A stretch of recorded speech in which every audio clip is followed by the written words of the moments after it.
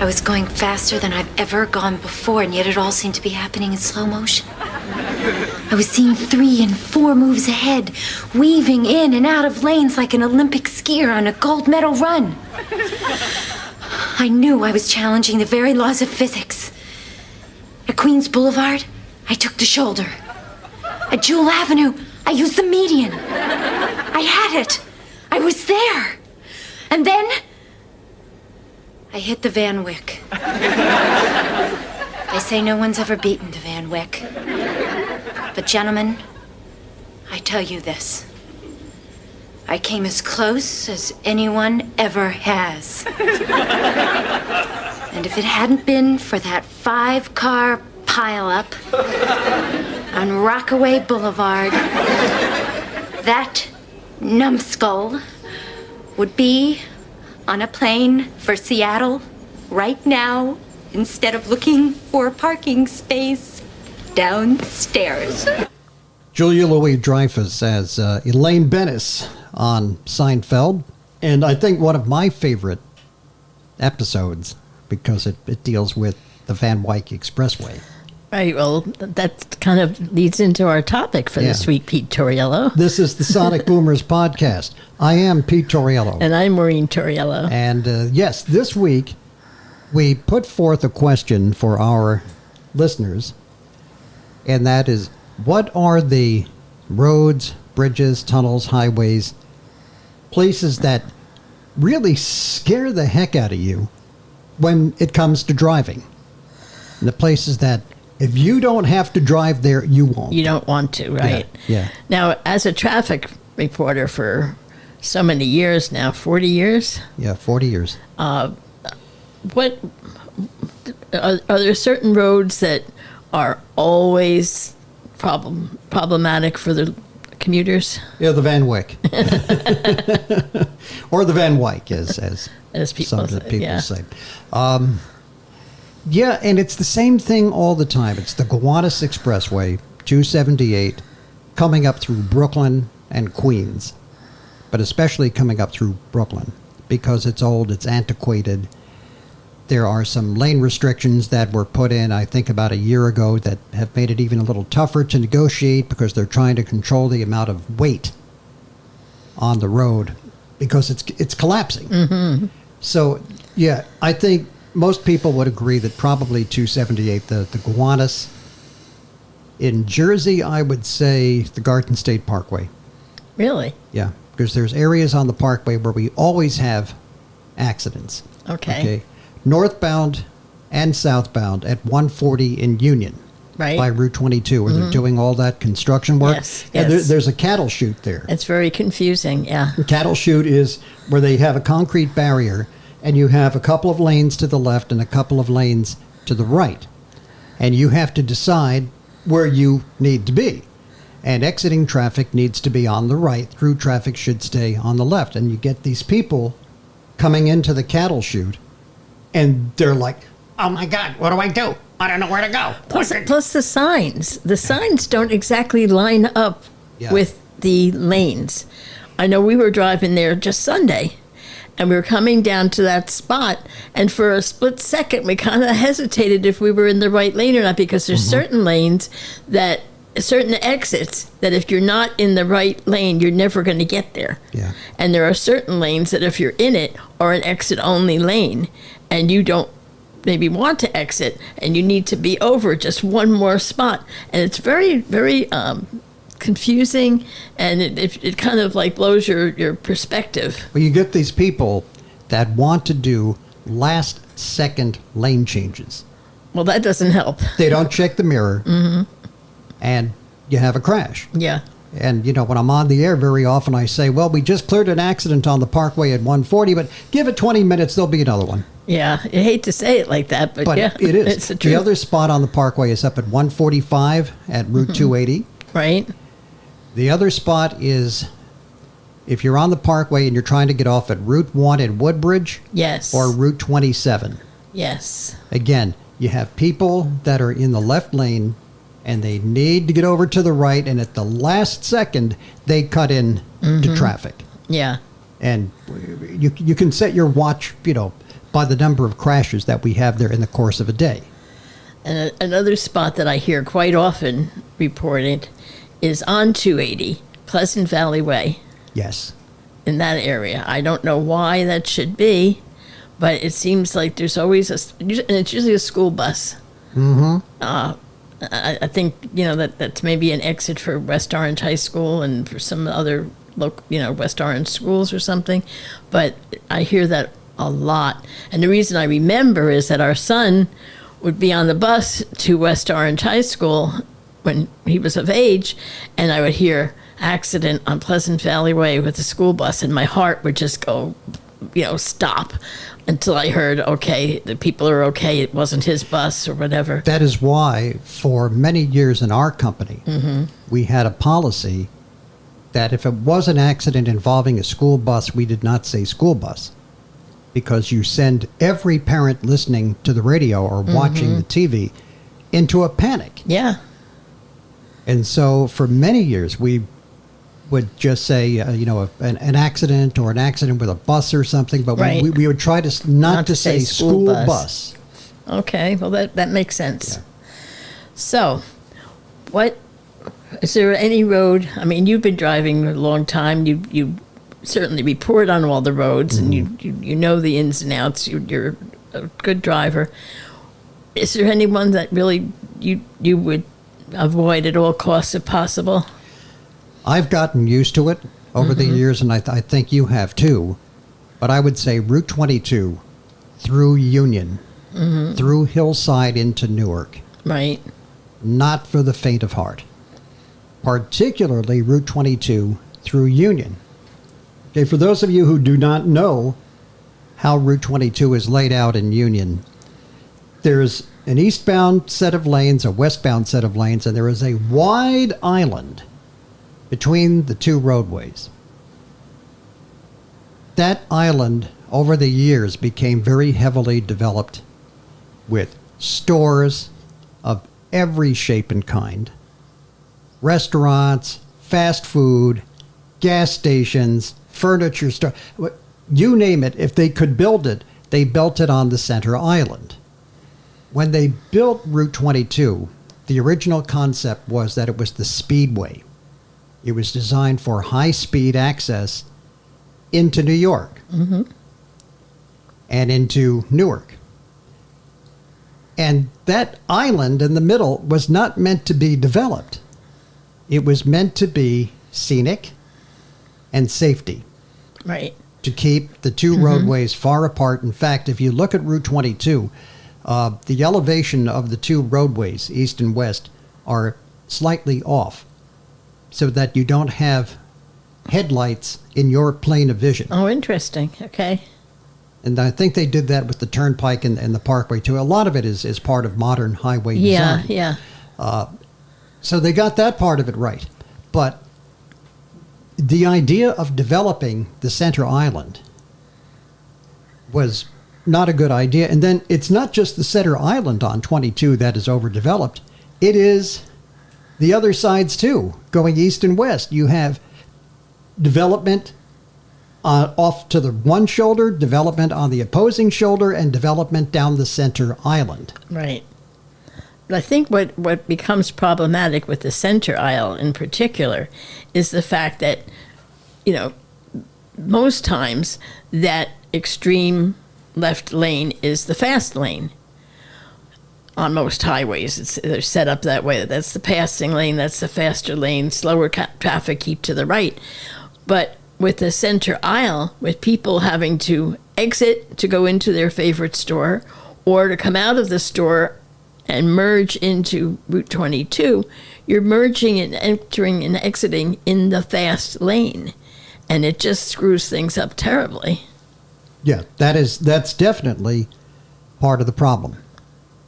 It's definitely part of the problem. You can't, I don't know who had the bright idea of saying, oh yeah, well, let's have traffic exiting and entering in the fast lane. What a great idea that is. Maybe it was when they had horse and buggies and it didn't matter. So now you have these people going down 22 at 50 miles an hour Right. and better. And they decide that they're going to come out of the store, they're going to come out of the furniture store on the center divider, and I'm going to go into the Shell station Over there on the right. over there on the right.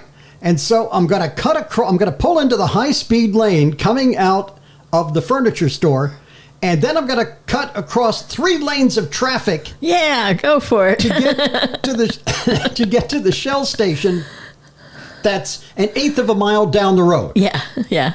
And I have 4 seconds to cross 3 lanes to get into the Shell station. The other annoying thing about 22 in particular is the fact that the crossovers, like if you need to get to the other side, they're so distanced and far between that you have to like maybe go a couple miles out of your way before you can turn around, or like you're because of the fact that there is that center aisle. When you are going someplace that maybe is actually, let's say it's west of where you want to be, so you get on 22 west, but the business is actually on the eastbound side. So you have to go west, go past where you want to go, look for a cut through or a jug handle, and then come back again. And it takes a little bit of navigating. There really are very few places that I'm afraid to drive. Mm-hmm. But Route 22, I mean, I've come to make peace with it over the decades, but it's still like, if I don't have to take 22, I would prefer not to. Yeah. But I know what I'm getting into if I get onto Route 22. Now, when we were, getting ready for this show, I had like a flashback memory. When I was learning to drive, the S curves on South Orange Avenue, those were considered like your passing ticket. Like if you can navigate those, yes, then you probably were going to pass your driver's test. And it was very terrifying. Less so now. And they've done a lot of building up there, and they've changed it, and I think they've put a different kind of divider system in there. So it's not quite as daunting as it was, but going through those S curves, especially going in the one direction where you tend to be more downhill and you pick up speed, for a new driver, that was really scary. Yeah. As you're coming down from South Orange. Right? No, when you're coming down from Livingston area. No, when you're going from South Orange toward Livingston. You think it's worse that way? It was, yes. Okay. Because it goes down. In my head, it's I don't know. crazier going from Livingston down towards South Orange. Well, you're going from Livingston, approaching the S curves, you're going down, but the actual S curves at that point are ascending. Now, I know a place where you absolutely panic if you have to drive there. New York City. New York, anywhere in New York City. Although I've done it a few times. Yeah. And I think for me, it's not even so much the traffic, it's the not being familiar with the road. If I don't know exactly where I'm going, and to me, in New York, there are more severe consequences. Like, if you don't know where you're going, you could wind up out on Long Island somewhere very quickly, or into a tunnel or onto a bridge that you don't want to be on.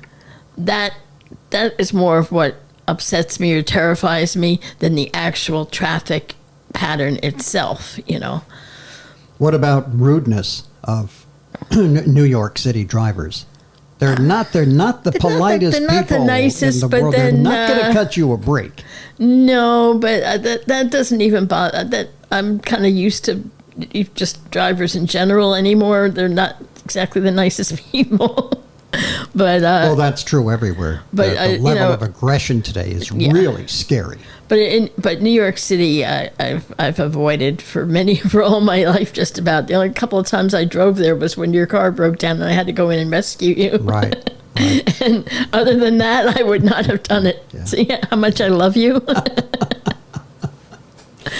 So we did ask some of our listeners to submit to us areas that kind of creep them out for driving. Right. I was surprised that I think the majority of them, and we only had a few, were not in New Jersey. Yeah, yeah. And I wonder why that is, because Route 22 sucks. That's all there is to it. Well, you know, I'm wondering if it's a subliminal thing like my thing, where when you don't know where you're going and you're relying on street signs or you're relying on GPS to get you from point A to point B, and now you've got a road that's got, like, you know, some challenges on it, it just compounds the problem. So we heard from Lenny, and Lenny says the I-95 bridges between Maryland and Virginia, hate them. Now, I'm not sure if he's talking about the Chesapeake Bay Bridge tunnel. No, because I went back when he sent that comment in, and I was like, are you talking about the Chesapeake Bay Bridge tunnel? And he's like, no, I actually like that bridge. It's the other ones. Okay. We also heard from Kim, and she said, anywhere in Hudson County, especially now since I no longer live or drive there anymore. The Pulaski Skyway. Oh, yeah. Pulaski Skyway gets honorable mention, I think. Yes. Because, again, you have something which was built in the 1920s or early 30s.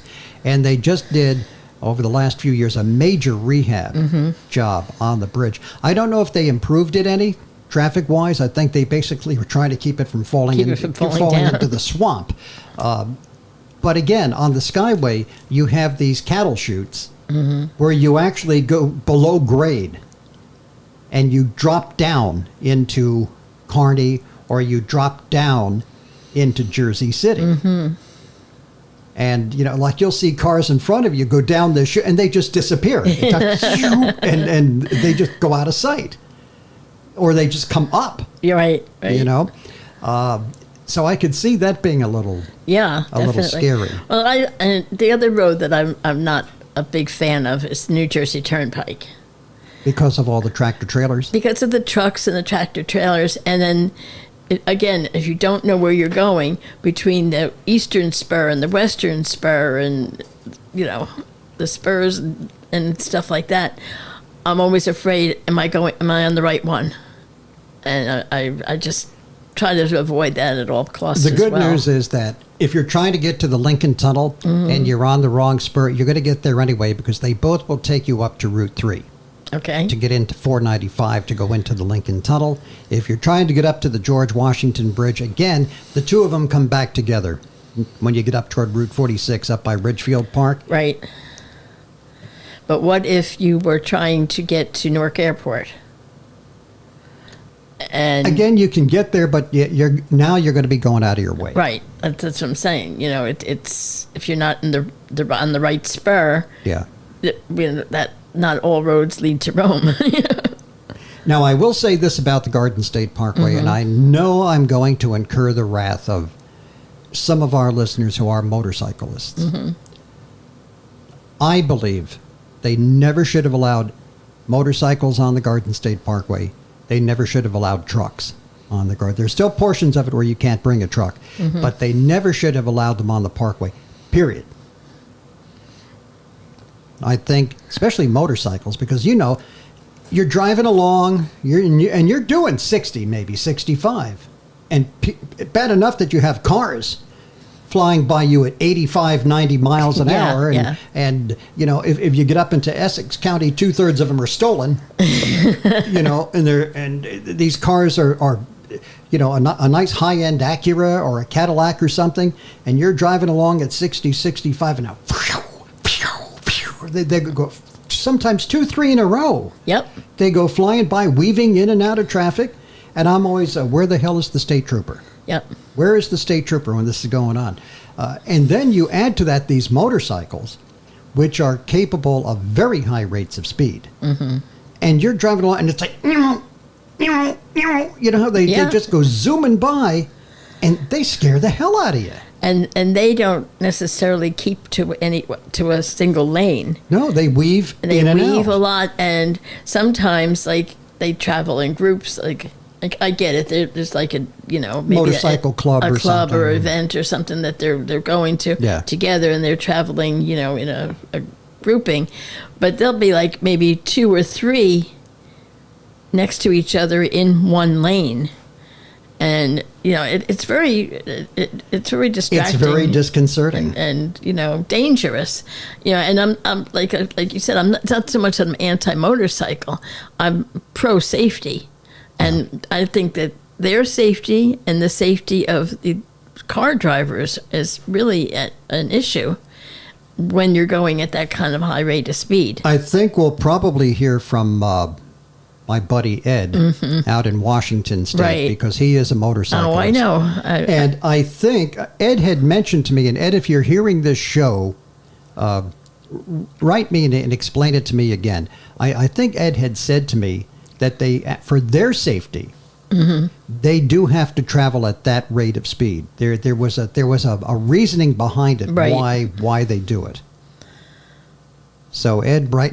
It's probably like thermodynamics or something. Or, if I haven't totally upset you. If we're still friends, Ed, please write. Let us know about that. But I personally, I think the Garden State Parkway would have been a much safer place without motorcycles and without trucks. Right. But that's just me. Another one of our listeners, Garen. Yes. He wrote that I-81 through the mountains of Pennsylvania in winter. Nothing like painting a picture there. Just a little bit of precipitation and fog makes it nerve-wracking as a drive around the big rigs. Well, yeah, and that's part of the Jersey Turnpike thing that you have. You're driving around the big rigs, or another creepy one in Hudson County is Truck 1 and 9. You can't bring trucks onto the Pulaski Skyway. Okay. You either have to take 78, which is the part of the extension of the New Jersey Turnpike over Newark Bay. Yes. Or you can take Truck 19. And there you've got these creepy old drawbridges. Oh, yeah. Right? Yeah. Over the Passaic River and over the Hackensack River. And so and that's all commercial traffic, all tractor trailer traffic.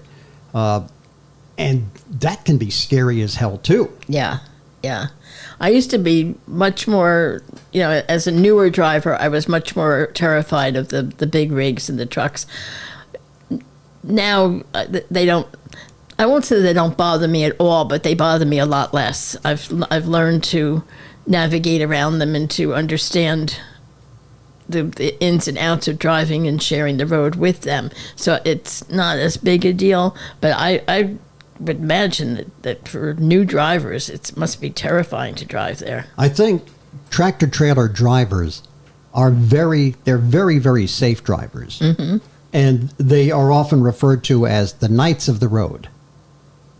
That, if you're in trouble, good chance a tractor trailer driver is going to pull over and try to help you. Right. And they are the knights of the road. And they know how to drive these huge rigs. Absolutely. The trouble comes very often when one of us in a little passenger vehicle cuts one of these guys off. And you can't stop a tractor trailer on a dime. No. It's like trying to stop an ocean liner in the middle of the Atlantic on a dime. Yeah. You can't do it. You can't do it, yeah. And of course, because you have a tractor trailer, you actually have two vehicles that are hitched together. Okay. When that tractor trailer cab portion, the front of it, stops, the back end wants to keep on going. And so sometimes it's going to jackknife, where the back end swings out. Yes. And people will say, "Oh, those darn tractor trailers." It's not. There are certain things that you at the wheel of that tractor trailer that are going to be beyond your control. Yeah. And that's how these things occur. If you're in a passenger vehicle, you have to respect the tractor trailer, just because it is much bigger, much heavier, much more powerful than you in your Hyundai are ever going to be. And you got to respect it. And the other thing that people don't take into account is the blind spots. If you're in a certain spot coming up alongside of a tractor trailer, there's certain spots that they can't see you. Yeah. And it can be very dangerous. And it's not the same kind of a blind spot as you have in the car. It's a much bigger area and very dangerous. I don't enjoy driving anymore. And I used to enjoy it. Oh, I know you did. You know? And now, between the aggressive drivers that we have, and a lot of these drivers today, it's like, F you. You know, it's all me, me, me. It's where I have to be, where I got to go. And there is no consideration for the drivers around them. Everybody wants to fight you. You know, so you tap somebody's bumper and the guy jumps out of the car and he wants to knock the crap out of you. Yeah. Been there, done that, you know. It's just not enjoyable. You have people that should be paying attention to their driving and they're texting. They're texting. I had a guy coming home from work a few years ago. I'm on the Garden State Parkway, and I'm going into the toll plaza, and this guy rams into the back of my car. Thank God he didn't do any damage, but he gave me a heck of a jolt. Sure. Right? And I look in the mirror, and the guy has The phone in his hand. Yeah. And I walked back to the guy's car, and I went berserk. I absolutely lost my you-know-what. I'm screaming at this guy. You know, I was like, just crazed.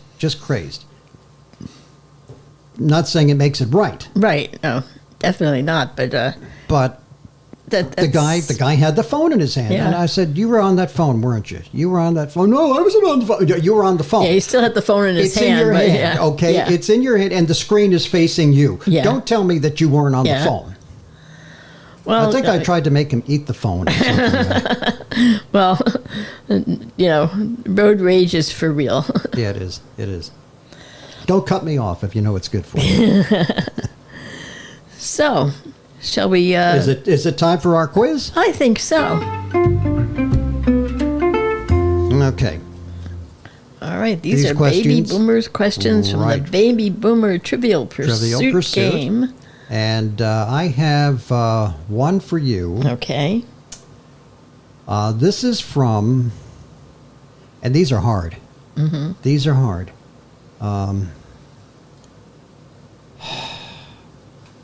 Let me go. Okay. What organization fights its battles with the Rainbow Warrior? What organization fights its battles with the Rainbow Warrior? And what category is this? This is from NN. Okay, that's like news, so it's a real organization. It's not like a Transformers or something. No, it's a real organization. So can you just say it one more time? I'm sorry. Yes. What organization fights its battles with the rainbow using the Rainbow Warrior? Okay, I'll reset the clock here. Okay.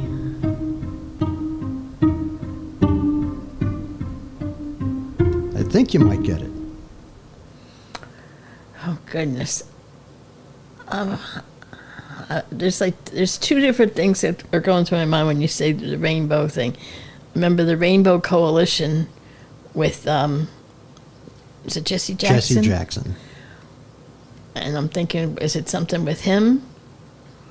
Or is it... No. Okay. Is it LGBTQ? No. Okay, one last guess. Okay. Meteorological Society. Okay, I give up. You're 0 for 3. 0 for 3. Actually, it's Greenpeace. Oh, okay. The environmental okay. organization. All right. Yeah. If they pull up, if you're out there in the water and they pull up next to you in the Rainbow Warrior, you're going to have a bad day. Well, not if you're doing what you're supposed to be doing. Okay. This one I think you'll get. I'm going to be nice to you this week. Okay. This is on RPM, which is music. Mm-hmm. What 1970 hit did Sesame Street put on the charts? I think I do know this. It's not that easy being green. No.